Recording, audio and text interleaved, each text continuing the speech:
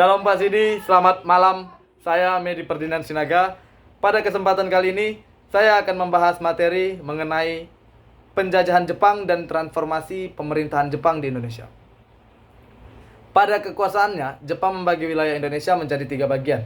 Yang pertama itu ialah Sumatera, yang dikuasai oleh Angkatan Darat Jepang Rikugun ke-25 yang berpusat di Bukit Tinggi. Sementara Jawa dan Madura dikuasai oleh Angkatan Darat Jepang Rikugun ke-16 yang berpusat di Jawa. Dan Kalimantan serta wilayah Indonesia bagian timur lainnya dikuasai oleh Tentara Angkatan Laut Jepang, yaitu Kaigun.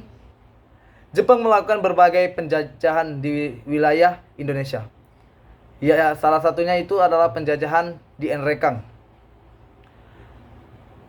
Sebagian penduduk dan kaum nasionalisme Makassar memberikan penyambutan meriah kepada tentara Jepang. Ini terjadi karena sebelum Perang Asia Timur Raya berlangsung, Jepang sudah mendekati penduduk setempat dan kaum nasionalisme dan meyakinkan bahwa Jepang akan mendatang dan membebaskan masyarakat dari penjajahan Belanda. Masyarakat lokal menyambut dengan baik karena mereka menganggap sebagai tentara Jepang ini sebagai penyelamat. Pada awal kedatangannya, memang tentara Jepang berperilaku dan bersikap baik dengan cara memberikan bahan makanan gratis seperti gula pasir, susu, sabun, dan lain-lain. Serta mereka selalu mempropagandakan Nippon Indonesia sama-sama. Pada saat itu, bendera Indonesia diizinkan berkibar bersamaan dengan bendera Jepang. Dan lagu Indonesia Raya juga diizinkan dinyanyikan bersamaan dengan lagu kebangsaan Jepang. Jepang juga tidak melakukan pembatasan agama. Bahkan Jepang juga mengundang Haji Umar Faisal Islam, Pendeta Miyahira Kristen Protestan, dan Abigus Agihara Katolik. Situasi berubah setelah Jepang mulai membangun bunker pertahanan untuk pasukan Jepang pada 1943. Jepang mengarahkan semua tenaga kerja secara paksa untuk membangun pertahanan, menanam kapas, dan mengerjakan lahan pertanian. Sehingga terjadilah kelaparan di mana-mana. Sehingga kesulitan dalam berpakaian atau kulit. Sehingga masyarakat setempat menutupi badan mereka dengan kulit dari kayu. Pada saat itu tidak ada masyarakat satupun yang memilih untuk melakukan perlawanan. Karena pada saat itu Jepang dikenal dengan penjajahan yang sangat kejam. Mereka tidak akan segan-segan untuk menembak dan menyiksa orang yang dikira akan berkhianat.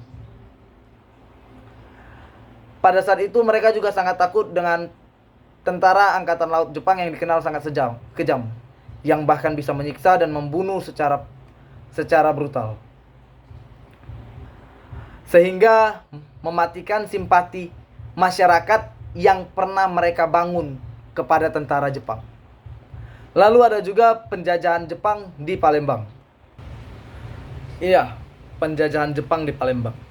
Palembang menjadi kota strategis bagi Jepang karena sumber minyak dan posisinya sangat penting.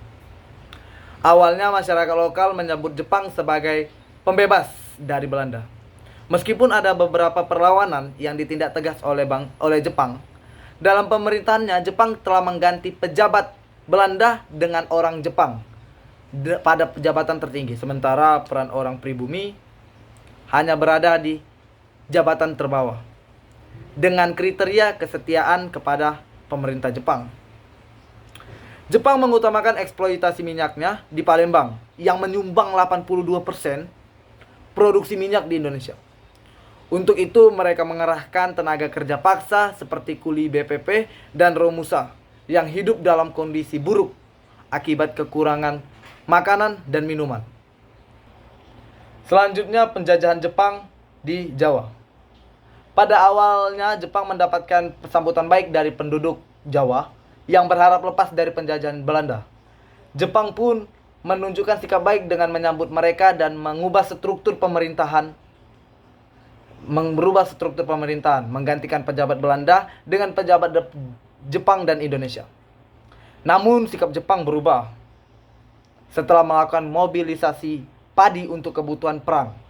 Hal ini menyebabkan kekurangan pangan, gizi, dan pakaian yang memicu penderitaan di kalangan rakyat dan serta mendorong munculnya perlawanan. Sekian yang dapat saya sampaikan. Lebih dan kurang saya mohon maaf. Saya akhiri shalom. Terima kasih dan sampai jumpa.